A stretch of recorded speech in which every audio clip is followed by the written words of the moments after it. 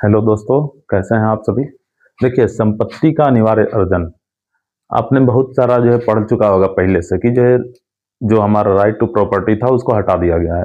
आज हम लोग पढ़ेंगे अनुच्छेद 31, चूंकि जो है 30 तक की बातें हो चुकी हैं। 31 में जो है ज़्यादा कुछ पढ़ने को तो था नहीं, लेकिन थोड़ी थोड़ी जो पॉइंट है संशोधन वाली वो चीज़ें हम बता के इसको खत्म कर देंगे।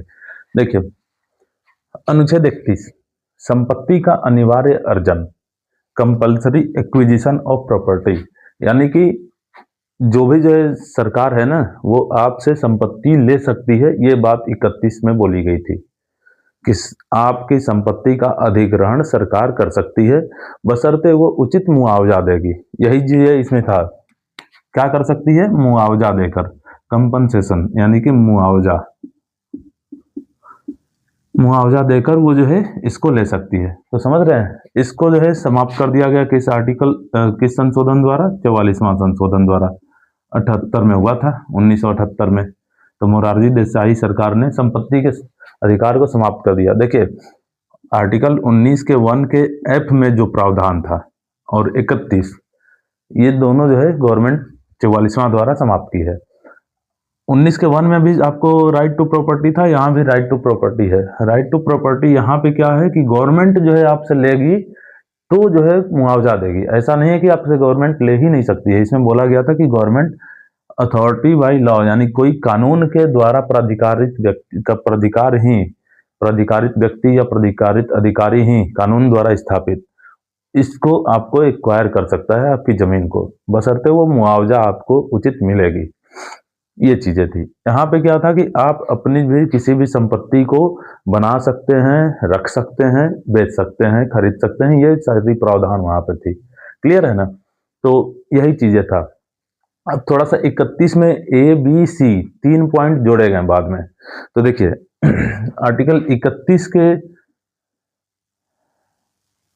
ए जो है क बोलेंगे और बी, 31 का ए और 31 का बी दोनों, 31 ए 31 बी दोनों को जो है पहला संशोधन 1950 द्वारा जोड़ा गया था। पहला संशोधन 1950 हुआ क्या था कि आपको पता है कि भूमि अधिग्रहण वगैरह 9वीं अनुसूची 1950 में जोड़ी गई थी, जिसमें जो है कुछ जमींदारी प्रथा वगैरह वाली व्यवस्था को समाप्त करके सबको एक समान भूमि जो है देने का प्रावधान किया गया था।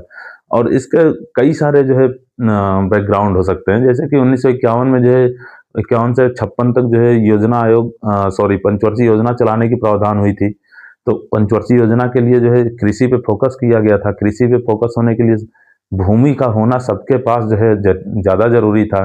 ठीक है, तो और भी चीजों को देखते हुए क्या हुआ कि 1950 में इसको जोड़ा गया 31 में ए और बी को। 31 ए में क्या बोला गया कि अनुच्छेद 14 और 19, ठीक है, अनुच्छेद 14 और 19 से संरक्षण दिया गया। संरक्षण किसको दिया गया? संरक्षण तो भूमि अधिग्रहण कानून को। भूमि अधिग्रहण कानून को, भूमि अधिग्रहण कानून समझते हैं ना? भूमि अधिग्रहण होता क्या है? जैसे सरकार एक अपना जो है सर्वे करती है और तय कर देती है कि एक व्यक्ति या एक परिवार को मैक्सिमम इतना जमीन होना चाहिए, उससे ज्यादा जो जमीन है उसके पास, वो उससे छीन ली जाती है, ले ली जाती है, और जो है दूसरे को जिनके पास नहीं है उनको बांट दी जाती है। तो यही चीज है भूमि अधिग्रहण। तो उससे संरक्षण मिला है। भूमि अधिग्रहण कानून को संरक्षण दिया गया किस आर्टिकल से? 14 और 19 से। हालांकि इसको जब पूरा आप पढ़ेंगे लाइन बाय लाइन तो इसमें बोला गया है कि अनुच्छेद 13 के किसी बात के होते हुए भी, यानी अनुच्छेद 13 में जो बात थी वो तो है ही, उसके अलावा 14 और 19 तो उतना आपको पढ़ना नहीं है। अब फिलहाल ये देखिए कि 31 ए और बी किससे जोड़े गए? 1950 संशोधन द्वारा। ठीक है, 31 बी में क्या था कि आप जो है इस भूमि अधिग्रहण कानून वगैरह को कोर्ट में नहीं चुनौती दे सकते हैं। कोर्ट में इस अधिकार पे चुनौती नहीं दे सकते हैं कि ये मूल अधिकार का हनन कर रहा है। कोर्ट में चुनौती नहीं। किस बेस पे? बेस क्या होगी कि ये फंडामेंटल राइट का उल्लंघन कर रहा है। ठीक है, बाद में 31 सी भी जोड़ा गया। इंदिरा गांधी की सरकार ने जोड़ा इसको 25वां संविधान संशोधन से। 25वां संविधान संशोधन 1971 द्वारा, 25वें संविधान संशोधन 1971, ये डेटा इंपॉर्टेंट है।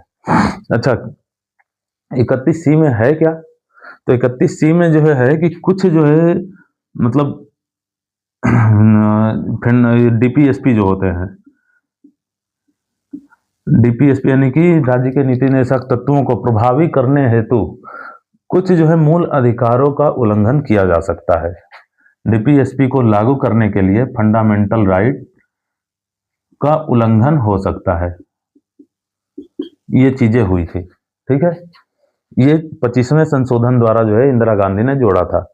बाद में इसी में 42वें संशोधन द्वारा इन्होंने जो है और इसमें जो है जोड़ दिया कि जो है अनुच्छेद 14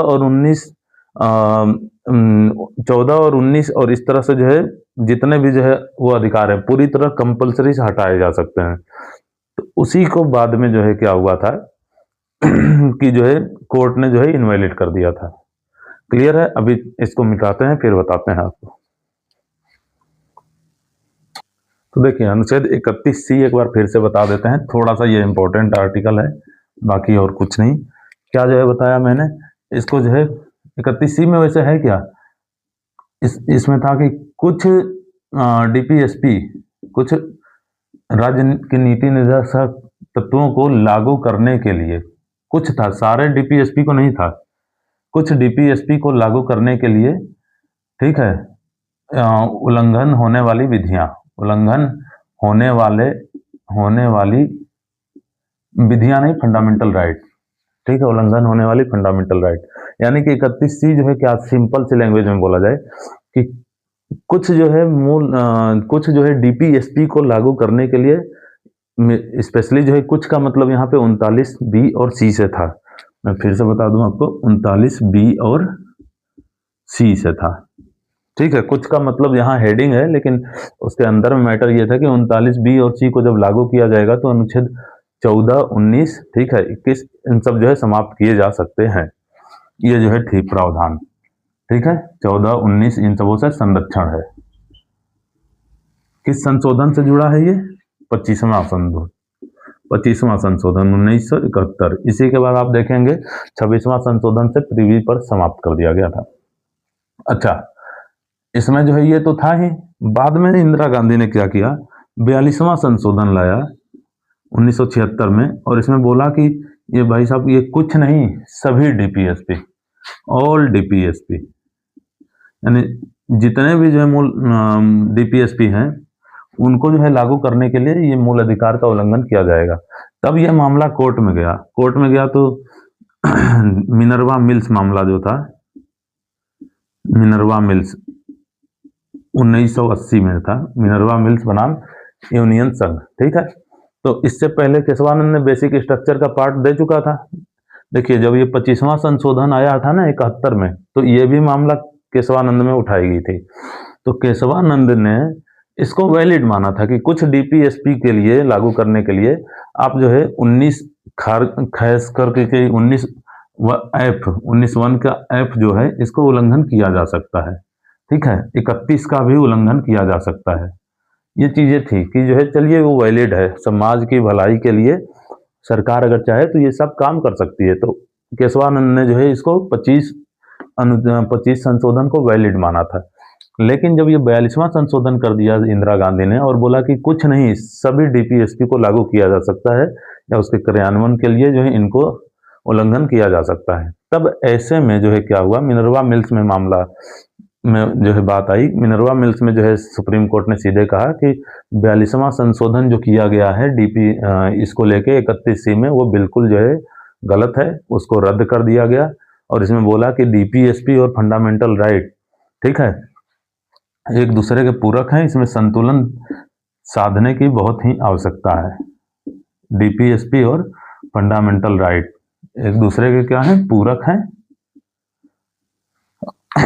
और संतुलन आवश्यक है, संतुलन आवश्यक है, ठीक है। ये चीजें जो है आप ध्यान रखेंगे। मिनर्वा मिल्स में ये जो है बातें उठी थी।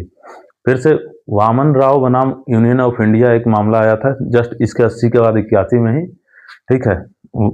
वामन राव बनाम यूनियन ऑफ इंडिया।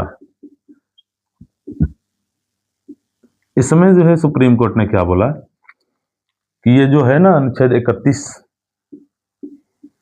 ABC, ये जो है न्यायिक समीक्षा के अधीन होंगे, न्यायिक समीक्षा के अधीन होंगे, यानी इनका न्यायिक समीक्षा किया जा सकता है। 31B में क्या था कि इसको कोर्ट में चुनौती नहीं दे सकते हैं, लेकिन बाद में हुआ कि नहीं, कोर्ट में इसको चुनौती दिया जा सकता है। ठीक है, तो न्यायिक समीक्षा के अधीन होगा। क्लियर है?